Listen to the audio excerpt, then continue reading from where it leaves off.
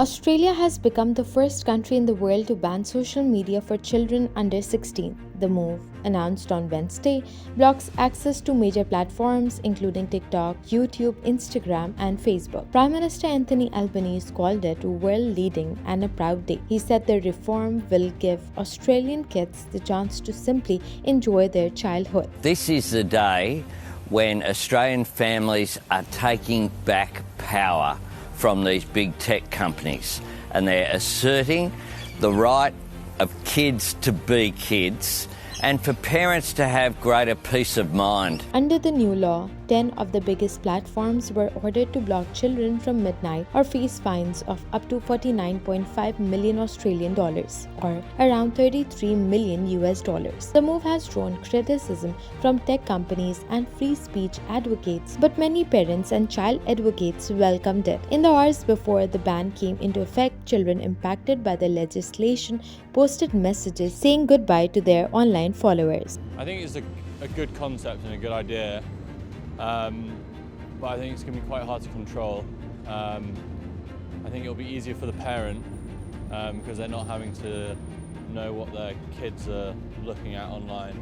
I think social media does have a lot of black holes in it, information-wise and explicit stuff as well. So in Britain it'd probably be better for the younger generation. I think it's a great idea. I wish they'd do it a little bit here because anyone can get in touch with your child at the touch of a button. I think it's very exciting. I'm happy that they also have the same analysis as I have, that we need to protect kids better for what is taking place online. So I'm happy that they have made this ban so that they are going to check it out, they're going to experiment with the law, and we will be able to learn from the Australian law. So I think that's great. I'm happy that they do it.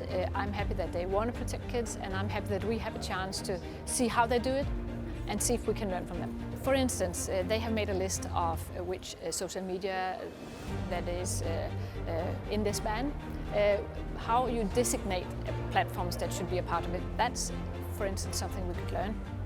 I think we could also learn from how we protect kids' data. In EU, we are very concerned about protecting people's personal data. So we want to have a privacy-preserving system in place. Here we want to look at how it works in Australia and learn from that. I'm not sure that they will do it in the same way we will do it, but we can learn from it. But also the part of the fact that some will bypass the ban. What do the Australians do in this respect? How can we work with the tech giants so they also have an obligation? So I think there's a lot of things we can learn from them. In the European Parliament, we recently voted an own initiative report where we call for an age limit for access to social media. We want it to be 16 years, but if parents give consent, it could be from 13 years. And we want that age limit to be controlled. We also have other calls. We want to make sure that we get rid of some of the very harmful addictive design features. We want to really make sure that we can protect kids online, and we are not doing sufficiently today. So that's why we call upon the European Commission to do more. In an ideal world, we would make sure that they could be online and that they were not faced with any dangerous content. But we are far away from having that kind of solution. And the tech giants, they're not playing positively along us on that.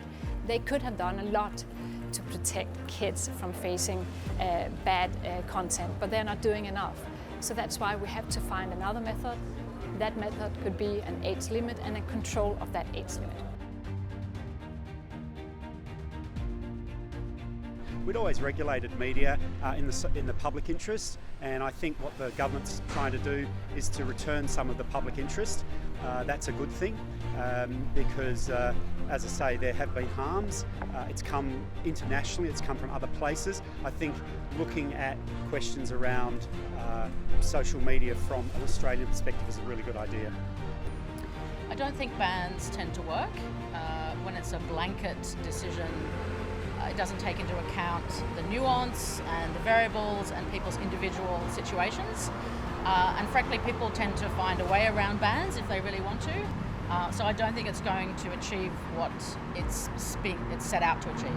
I think it cuts kids off from the community more than forcing them back out in real life. I think it just cuts them off from support as well that they could be accessing. They are now going to have to get their news only from traditional media, which has a particular bias that might be different from what they find online. So in general, I don't think this is a good thing.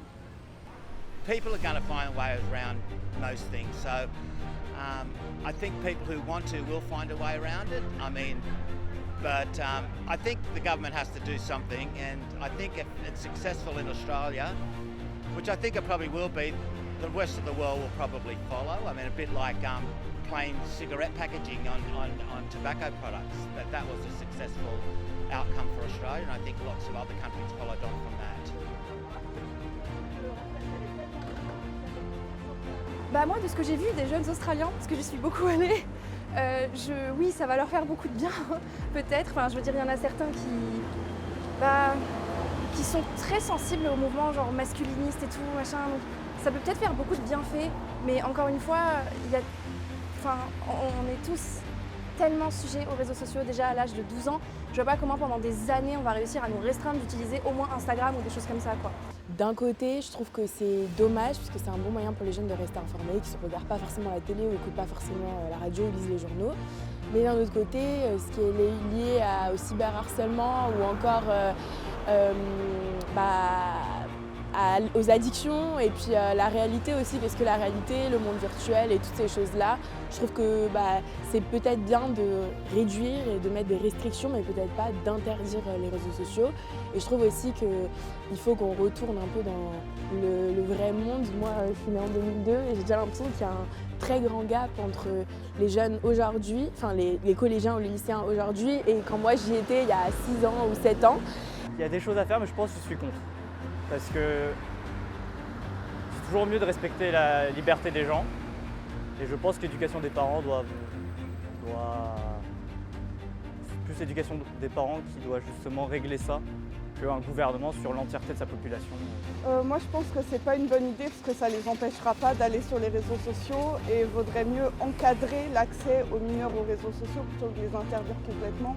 Parce qu'ils y seront dans tous les cas et mieux vaudrait mettre en place des mesures pour les protéger dans leur utilisation des réseaux.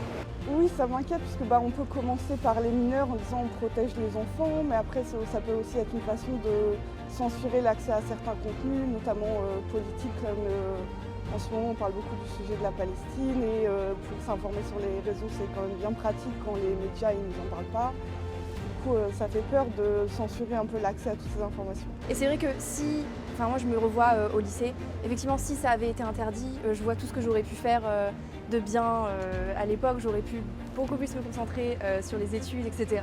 J'aurais pu avoir des relations plus saines de manière générale avec les gens qui avaient avec moi au lycée.